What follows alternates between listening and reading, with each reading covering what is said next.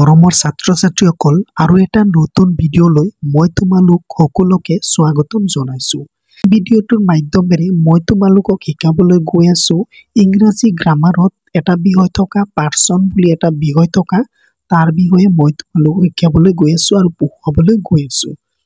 তো পাৰ্চন অসমীয়াত কয় পুৰুষ বুলি। এতিয়া পাৰ্চন মানে কি, পাৰ্চন কাক বোলে সেইটো আমি জানিম। আমি কথা কওঁতে যিবোৰ ব্যক্তিবাচক সৰ্বনাম পাৰ্চনেল প্ৰনাউন, ব্যক্তিবাচক সৰ্বনাম ইংলিছত কয় পাৰ্চনেল প্ৰনাউন ব্যৱহাৰ কৰো সেইবোৰক পাৰ্চন বোলে।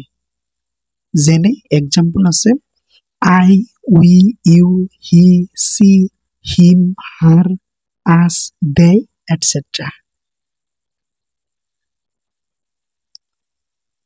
এতিয়া আমি জানিম টাইপছ অফ পাৰ্চন। পাৰ্চনৰ প্ৰকাৰ।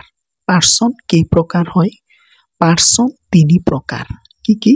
যেনে ফাৰ্ষ্ট পাৰ্চন, যিটো অসমীয়াত কয় প্ৰথম পুৰুষ।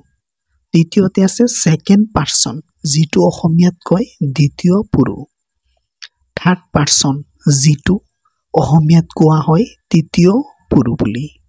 এতিয়া আমি জানিলো পাৰ্চন মানে কি হয় আৰু পাৰ্চনৰ প্ৰকাৰসমূহ কি হয়, দুইটা আমি জানিলো। এতিয়া আমি জানিব লাগিব ইয়াৰ এক্সাম্পল, মানে ফাৰ্ষ্ট পাৰ্চন কোনবিলাক হয়, ছেকেণ্ড পাৰ্চন কোনবিলাক হয়, থাৰ্ড পাৰ্চন কোনবিলাক হয়, এইসমূহ আমি জানিব লাগিব। এতিয়া চোৱা এক্সাম্পল অফ পাৰ্চনছ বুলি দিয়া আছে। এক নম্বৰত আছিলে ফাৰ্ষ্ট পাৰ্চন। তো ফাৰ্ষ্ট পাৰ্চনত কোনবিলাক ফাৰ্ষ্ট পাৰ্চন হয়?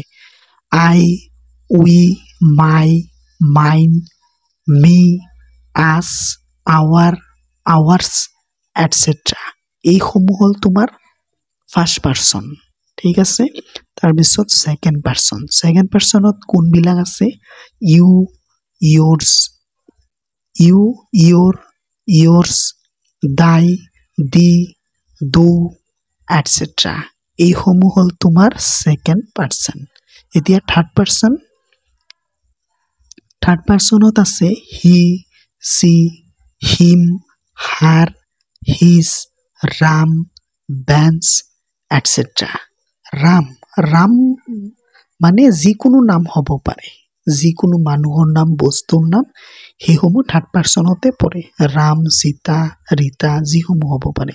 আৰু বস্তু বেন, চিয়াৰ যিকোনো হ'ব পাৰে, দূৰ। তো এইসমূহ হ'ল তোমাৰ থাৰ্ড পাৰ্চনত পৰে।